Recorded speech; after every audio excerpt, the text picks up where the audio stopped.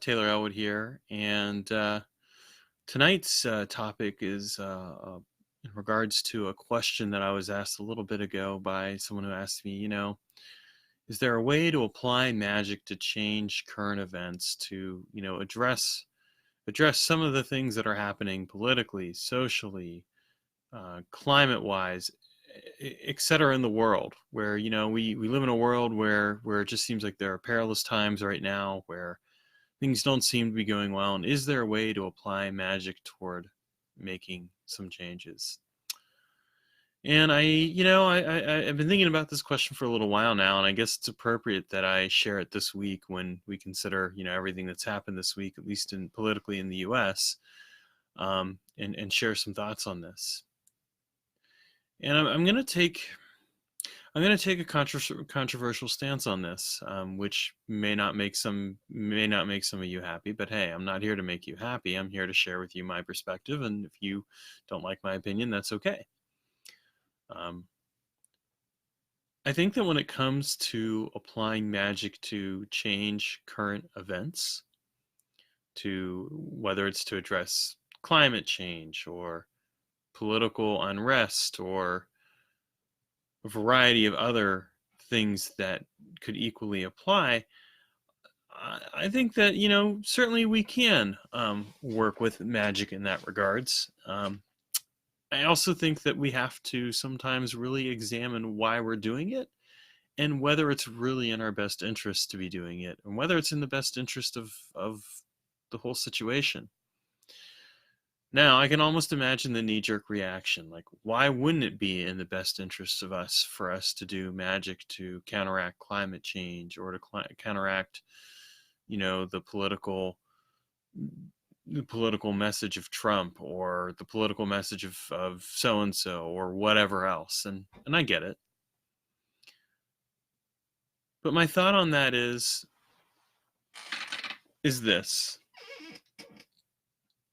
When you look at something, we'll just use the example of the coronavirus that's happening right now. It's a horrible thing that's occurring, of course. There are people who are dying. It's a strange and scary disease. It's kind of like it's actually kind of similar to like when we had the AIDS virus, that suddenly popped up, and other diseases. Can we do magic to try and counteract this thing? Sure, we can. We can send out healing magic. We can do, roll right rituals, or we can do, Reiki or other things along those lines. But one thing that I find interesting is that when we consider like a natural situation like that, the people rarely seem to consider is that a virus such as the coronavirus has arisen has arisen for whatever reason. And it's actually part of the natural cycle of the world. Now, of course, we as human beings are trying to do what we can to counteract it. But what fascinates me about it is that we're doing it really from a human-centric perspective. Of course, we're doing it because we want to survive. We don't want to die, and I get that. I mean, I don't want to die. If I were to catch the coronavirus tomorrow and then find out a few weeks later that I had it because it has a bit of a period of time, I'd be doing everything I could. I'm not going to deny that. But at the same time, I think that when we go and we say, okay, we're going to try and fix this, what we perhaps don't consider is that there may be reasons that we cannot fully comprehend or understand for why something is the way that it is. And sure, we can do something about it. We can apply magic toward it. But nonetheless, something like the coronavirus, as an example, is part of the natural cycle of the world. So it comes down to a question of why are we doing this? Of course, we're ultimately doing this to survive. We're ultimately doing this because we want to live, and that's fair enough. And if we're going to do magic for those reasons, we need to at least be honest about it and to really examine where our motivations are coming from and why we are doing them to change something in the world. I think that if anything, if we're that honest, that level of honesty will bring clarity to our magical work. It will allow us to really hone in on what we can do to counteract something, as opposed to just blindly reacting. And I'm going to use another example here. Another example would be Trump in the US. Now, I'm not going to presume those of you who are watching this in the US, whether you like him or not, fair enough. I'm not going to speak one way or another to what my political views are, per se. But what I will say is that I wrote, back when he was running for president, and then shortly after he won the president, I wrote about the pop culture power of Donald Trump. And something that really stood out to me is that I was not surprised when he won the election back in 2016. And the reason I wasn't surprised was because of that pop culture power, because he has this presence and this energy and this dynamic behind him. The other thing is that today in the Magical Experiments group, someone said, is Donald Trump using black magic or something to that effect? And I said, and I didn't comment on it, but I thought to myself, it's not that Donald Trump is using black magic. I don't know, maybe he is, maybe he isn't. I couldn't speak to that. I'm sure he does have people of a spiritual persuasion that are rooting for him, like that crazy Christian spiritual advisor he's currently working with. And, who knows what they're doing or not doing. But I think that what people forget about is that if you look at Donald Trump, what makes him so effective and powerful is that he thrives on negativity. The harder you try to take him down, the more it feeds him and the more powerful it makes him. This is a person who thrives on negative attention, and he's done this throughout his entire life. He has, and that's just part of his nature. So, the more combative you are with someone like that, the more it empowers him. So if we're going to do magic to address the political situation with Donald Trump, for example, I would suggest that the approach taken isn't just a blind reaction approach. It's not just, oh, we don't want Donald Trump here. We've got to get him out of office.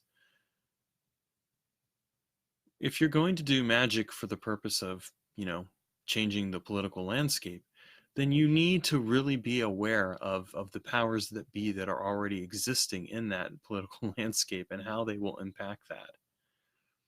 You also need to really study the person you're trying to affect politically and understand how the current of energy that is there impacts and affects that person. And I don't think for one instance that people that are blindly reacting to Donald Trump in that way, magically speaking, are necessarily thinking it out. I don't think that they've really considered the ramifications of what they're trying to do or how it's actually feeding them. Harsh truth there, but there you go. And I'm not saying that you couldn't do magic against him if you wanted to. I'm saying that if you're going to do it, you need to apply a level of strategy and perspective that I don't currently see happening, because people are running or if they're doing anything, they're doing it on the basis of emotion and everything else, and they're playing in his ball court.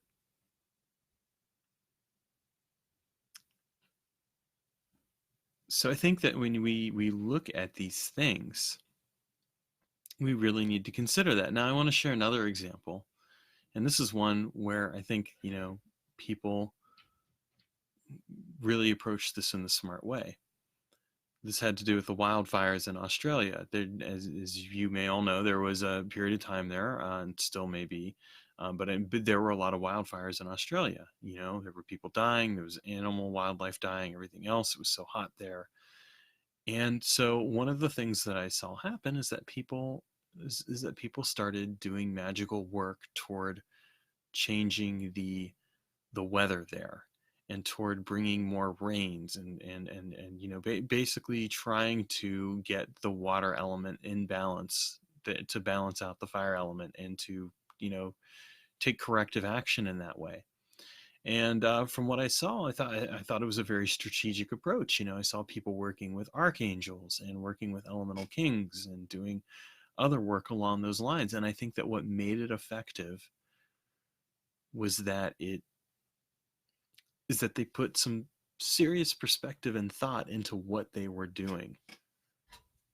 And they weren't just blindly reacting to the fact that there were wildfires there. I mean, they certainly recognized it, but they really thought out, like, what am I going to do? How am I going to apply this magic toward changing this situation? What is going to be most effective to get me to get this continent what it needs, and to stop these wildfires, or at least contain and mitigate them enough that something can be done about them.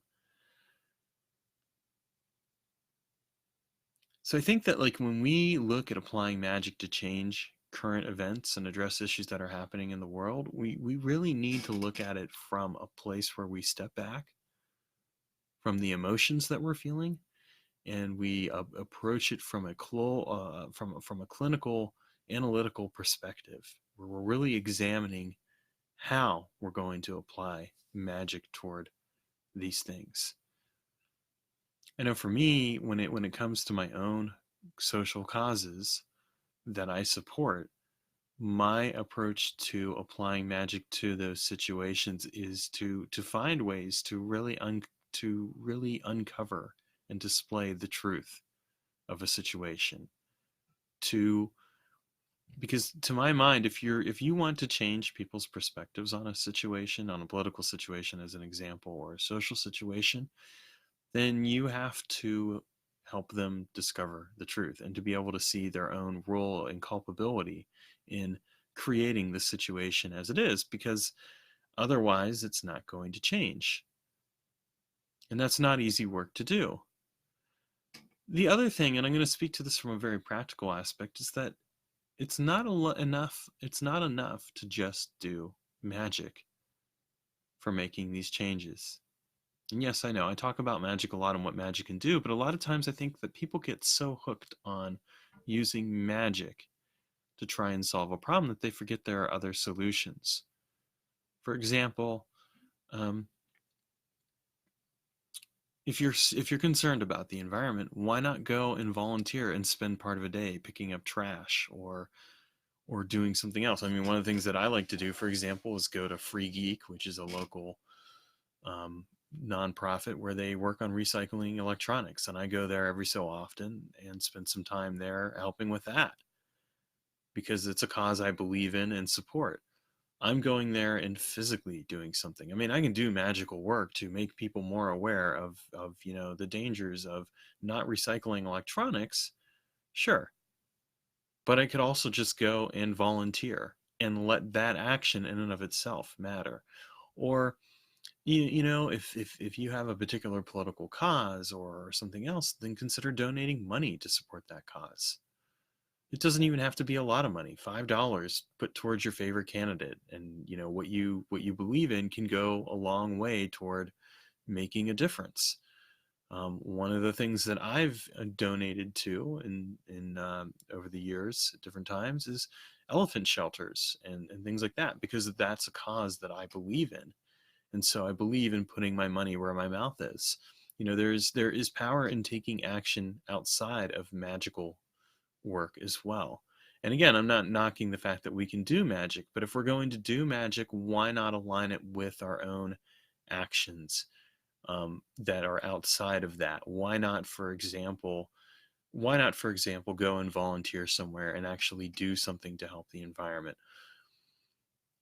The same thing applies, I think, like with health magic, for example. Like, people will do health magic. Well, that's great that you're doing health magic to help someone, but like, or to help yourself. But why not also take a look at the practical considerations? Like, what else can you do? For example, in my case, when I'm sick, I do everything I can to get the stuff that I don't want in my body out of my body. I do everything I can to take care of myself. And I do it in a way that really comes right down to the fact that yes, I apply magic, but I also apply other things to it. I'm not going to not use antibiotics, for example, if that's what I need. And the same thing applies when we look at any situation where we want to generate change in the world. We necessarily must be willing to look at the actions that we are taking on the mundane level as well as the magical level. And we necessarily must look in terms of the magical level, we must look at it from a perspective of what are we doing to not just react to a situation, as upset as we might be, but to really optimize our actions and to really take calculated to do work that is calculated to actually make a real difference. And I think a lot of times this is where I see people stumble when they want to bring change into the world. They're reacting to something, and I get it. We all have reasons to react to things that we don't like. But if you don't like something, you first must remove the stigma of not liking it and focus on making actual changes that are going to create an impact. They may not be huge changes either. They may be small changes, but something I want all of you to remember is that small changes lead to, or small actions lead to big changes. You know, it's not something where it always happens just like this. Sometimes it just takes time. The other thing I will say that in terms of like some approaches that you can take magically is like if you're wanting to affect change in the world, then look at like the spirits that you're working with, for example. Like, who are good spirits to work with that can help you affect that change? For example, for the folks in Australia, I saw they were working with, the archangel of water, Jivrael, as well as the elemental king, Peralta. They were working with the water elementals. They may have been doing some work with the fire elementals as well. I mean, and one approach I would have taken is trying to work with fire elementals and get them to, and the air elementals to cycle down a bit. But regardless, that's one of the things they were doing. In the case of if you're doing a magical working in regards to, say, the virus, one of the things that you might even try doing is really looking at, is there ways we can work with the natural spirits of the body to counteract a virus, to change our health. All of these different things are possible. We just have to be willing to take a calculated look at what we're doing. So I share all this with you, and with the awareness that some of what I share may end up upsetting some of you, and if it does, it does. Again, I'm not, when I'm asked questions like this, I'm always going to give you my honest perspective. It may not be what you like to hear, but the fact of the matter is we can't please everyone. And I think one of the problems that I would speak to is that right now we live in a charged environment where it seems like the thing that's most important to people is that whatever is said, everyone agrees with. And that simply isn't going to happen. You're not going to always agree with everything that I share. You're not going to always agree with my views and perspectives. And that's okay. I don't want you to agree with my views and perspectives. I want you to think. And that's something that we have seemingly lost a hold of in a lot of ways. That's my own perspective on recent events and on things that are happening. At least that's what I'm willing to share. In any case, that's it for tonight. And hopefully you found this helpful. And regardless, I share it to you with a spirit of love and a spirit of wanting to make a difference in the world, and also at the same time respecting that in the end, whatever differences that I want to make in the world are ones that I need to affect myself through my choices and actions, just like you must. And that's what really matters. All right, take care and have a great night, and see you next week.